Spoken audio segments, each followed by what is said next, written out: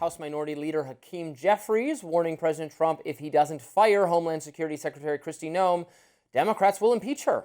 It comes on the heels of the killing of Alex Preddy in Minnesota, the second U.S. citizen to be killed there this month by a federal immigration officer. Now, more than two-thirds of Democrats are co-sponsoring articles of impeachment for Noem.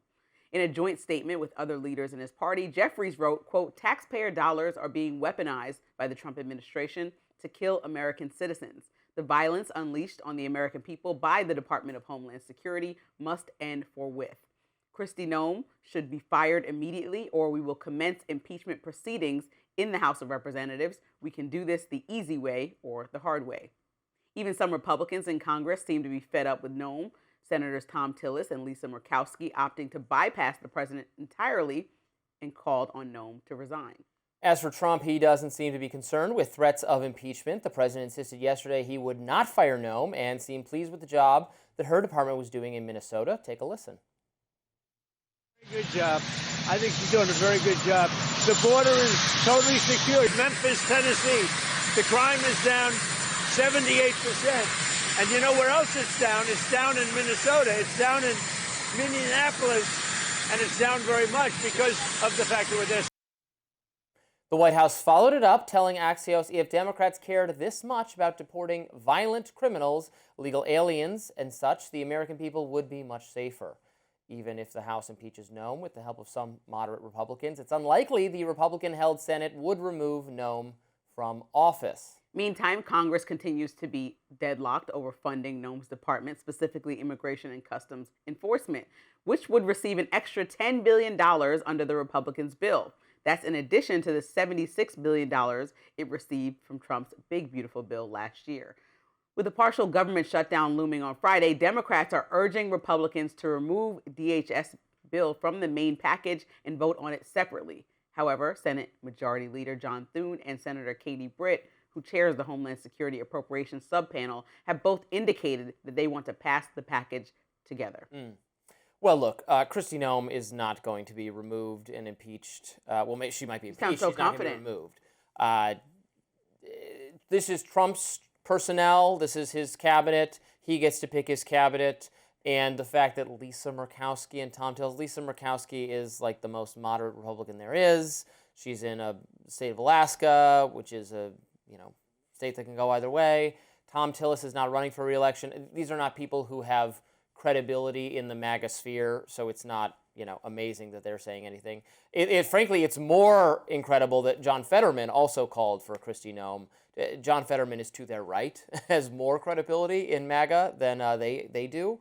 So, there is a lot of movement against Kristi Noem. There's a lot of frustration with her. The bringing in Tom Homan is the antidote to that on the Republican side, certainly not removing her from office. If Trump decides he wants to fire her, that's his right, but he's not, that would be the first cabinet member to leave. It might be her, who knows, he could change his mind, but she's not getting removed by Democrats. That's going to make him want to keep her. He's not willing to take that L. I think there's some inside rumblings that we can look at as maybe an indication that things are not all smooth waters. I mean, aside from the very obvious fact that they are overstating things that they're not sure about.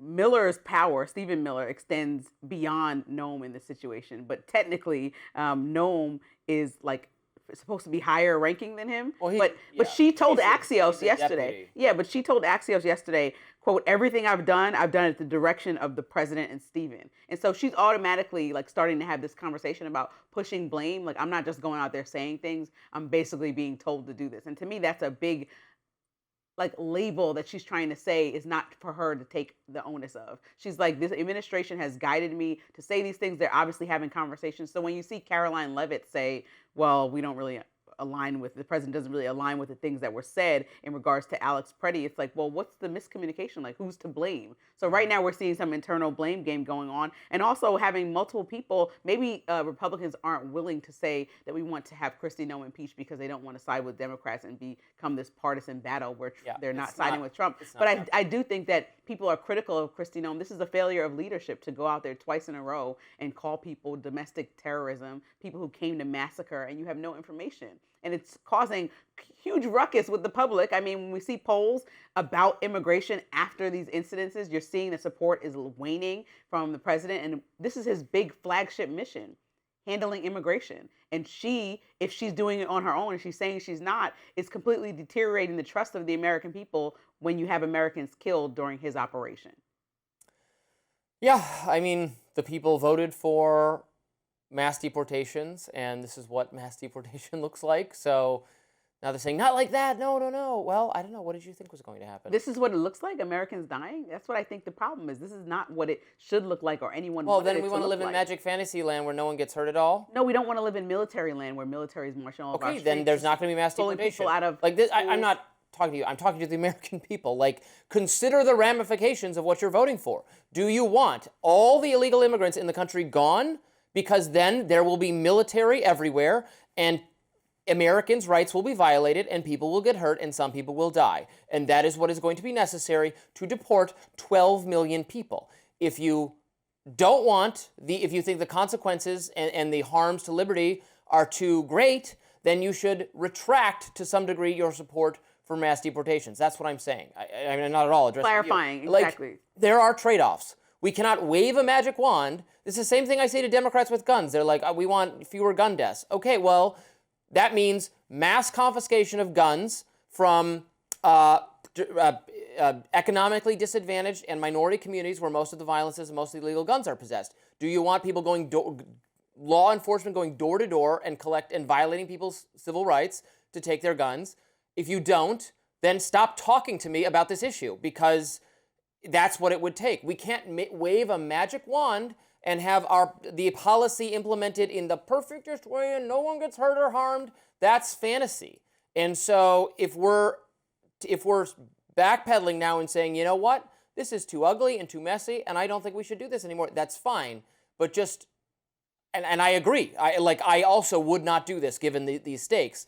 But we can't implement the immigration agenda perfectly without any harms to anyone, is what I'm saying. And I think you know that I'm not a fan of political vendettas, but cabinet secretaries can be impeached for abuse of power, violating public trust, lying to Congress or the public. These are all fair reasons for impeachment. And so Kristi Noem being impeached for doing 2 of the 3, and I can keep going on for other reasons, is a fair reason to say, if you guys don't get her out of here, she's not a good leader, then we'll impeach her. Now, whether it goes all the way through, we remain to be seen. It depends on if Republicans think that her leadership is adequate. They seem like they're going to side with Trump here, but them impeaching her, to me, is not partisan. I guess we should momentarily comment on the funding battle. It will be interesting to see who blinks first. We could very much be headed for another government shutdown by Friday. Soon. I'm not quite sure who's going to, because Democrats, their base does not want to let them vote for more ICE funding right now. Up next, Representative Ilhan Omar was attacked during a Minneapolis town hall about the immigration crackdown. We'll discuss that. Don't go anywhere.